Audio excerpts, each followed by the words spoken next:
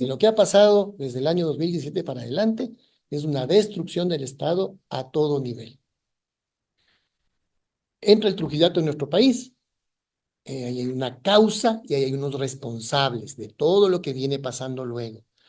Se va más allá, incluso, del mandato de esa consulta popular engañosa, que no pasó por filtros constitucionales, pero ni siquiera se la respetó esa propia consulta popular, porque se llegó a evaluar autoridades que no debían ser evaluadas y se les redujo su periodo. La Corte Constitucional mismo no podía ser evaluada por el Consejo de Participación Ciudadana. El Consejo de la Judicatura de la época del cual yo fui parte tampoco podía ser evaluado por ese consejo transitorio y no podía hacerlo porque la pregunta decía que se podían evaluar autoridades nombradas por el Consejo de Participación Ciudadana, cesado en las funciones, reemplazado por el Trujillato.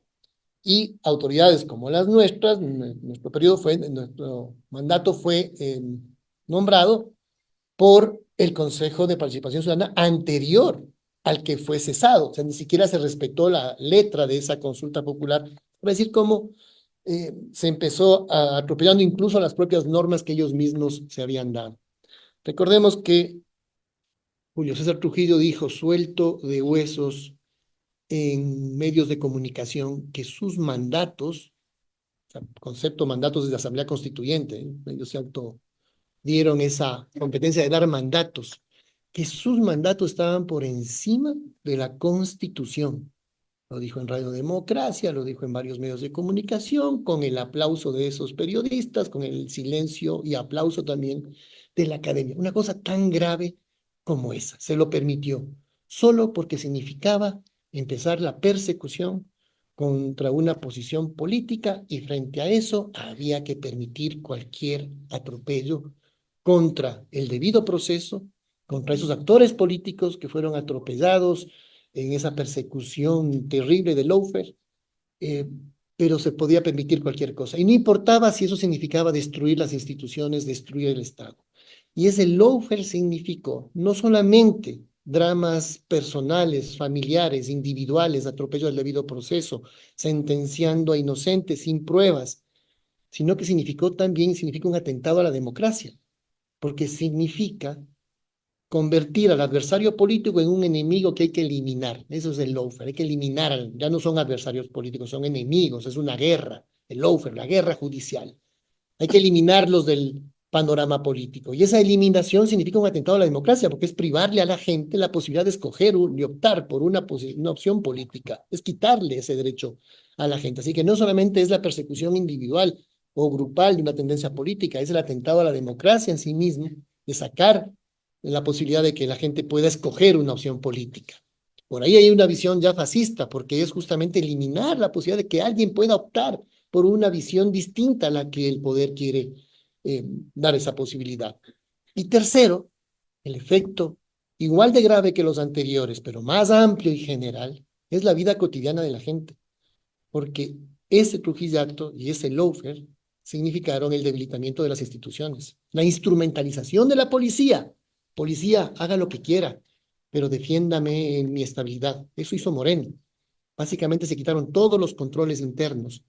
Recordemos que se habían creado, cuando creamos el Ministerio del Interior, Paco se acordará bien, pusimos los polígrafos para ingresar a la policía, polígrafos para ascender, no a través de favores, afectos o desafectos, como se empezó a hacer luego. Y todo eso se quitó. ¿Para qué? Para que la policía nuevamente llegue a autogobernarse sin un control civil y finalmente con el intercambio que significa defienda mi estabilidad, reprima al pueblo, haga lo que quiera. Y ese es justamente el inicio de un nuevo deterioro de la Policía Nacional y del Estado en su conjunto. Y el que paga al final la factura y ve afectados sus derechos, decía, son los ciudadanos. No solo los grupos políticos, no solo la democracia conceptualmente concebida, sino el día a día. Porque cuando el Estado se debilita es el crimen organizado que empieza a tener un espacio para penetrarlo. Y se pierden todos esos espacios de control que decía hace un instante. Entonces, menos control, mayor discrecionalidad. Mayor discrecionalidad da paso a mayores niveles de corrupción. Exactamente lo mismo podemos decir a nivel de la justicia. A nivel judicial, se hizo una consulta popular en el año 2011. Es así que pasó por los controles constitucionales necesarios y debidos, y que significó que el pueblo ecuatoriano no sugiera, sino que ordene una transformación judicial. Y quiero detenerme un poquito en eso porque se critica, o se criticó en su momento, que eso era antidemocrático. Y quiero poner hechos objetivos y claros en esto. Primero, eh, ¿por qué la consulta popular del 2011? Porque la policía había mejorado enormemente. Ya habíamos pasado también por ese 30S, que no significó un retroceso, sino que significó, a riesgo incluso de integridades personales y de vidas, avanzar en ese proceso de fortalecimiento de la seguridad ciudadana, junto, en esto no he hecho todavía mucho énfasis, lo haré un poquito más adelante, junto a todas las políticas de prevención que pasan por los temas de acceso a oportunidades, de salud, de educación, de acceso a derechos. No es la dicotomía de seguridad o derechos, no, derechos con seguridad. Frente a esa visión integral, claro, también se había mejorado mucho, ya se estaba disminuyendo ostensiblemente los problemas de desigualdad social, se bajaban los niveles de pobreza en nuestro país. Naciones Unidas ya nos reconocía como un estado de desarrollo medio y alto, desarrollo humano, quiero decir, pero todavía la seguridad tenía que avanzar más. Y eso que habíamos bajado de 20 homicidios por cada 100.000 habitantes a 15, pero el tema no era quedarse ahí, no se piensa en esa mediocre visión de que si mejoras un poquito ya puedes decir que mejoraste algo, sino que había que avanzar a los mejores niveles de Latinoamérica.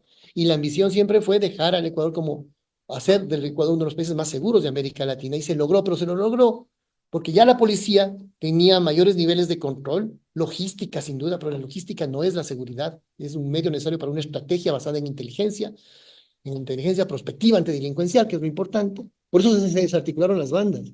Y por eso los 5 cabecillas de las bandas más peligrosas estaban en la cárcel hasta el año 2017. Luego empezaron a salir con los gobiernos de Moreno, Lazo y Noboa. Eso fue lo que significó seguridad. Para que el trabajo de la policía no quede diluido, que había malos jueces, se hizo una reforma judicial muy importante. Esa reforma judicial importante fue el aporte final para que bajemos de 20 homicidios primero, luego a 15 y finalmente a 5 homicidios por cada 100.000 habitantes. El Ecuador, uno de los países más seguros de América Latina. Todos sabemos que esos analistas, que no se merecen llamarse analistas, dicen que fue por un pacto con las mafias, lo cual no tiene ningún sentido, realmente causa risa, porque ¿quién tiene un pacto con las mafias? ¿El que pone a los cabecillas en las cárceles o el que los saca? Pasquiña sale en el gobierno de Moreno, y les comento cómo sale. Sale por la acción de un juez. ¿Qué juez? Uno que habíamos destituido por error inexcusable y negligencia manifiesta en el Consejo de la Judicatura, lo habíamos destituido, y gracias al Trujillato regresó.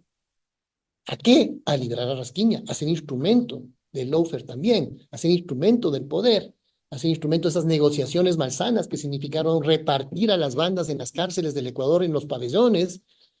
Entonces, ¿quién tiene un pacto con las bandas? ¿Quién reparte los pabellones? ¿O el que controla las cárceles y pone inhibidores y controles y no entraban ni cigarrillos y nos criticaban por eso, que no pueden entrar ni cigarrillos a la cárcel? Claro, de manera ilegal no. Entonces, había controles. ¿Quién tiene impacto con las cárceles? Quienes pusimos con el crimen, quienes pusimos polígrafos para entrar y ascender en la Policía Nacional, o quienes los quitaron, porque luego quitaron todas esas medidas de control de ingreso en la Policía Nacional. Entonces, se logró con esa reforma judicial que Ecuador pueda tener instituciones más eficientes, lucha contra el crimen, y también teníamos esa doble crítica, ¿no? Yo creo que eso también hay que ser lo más objetivos posible. Esa doble crítica, por un lado se decía, creció la población carcelaria.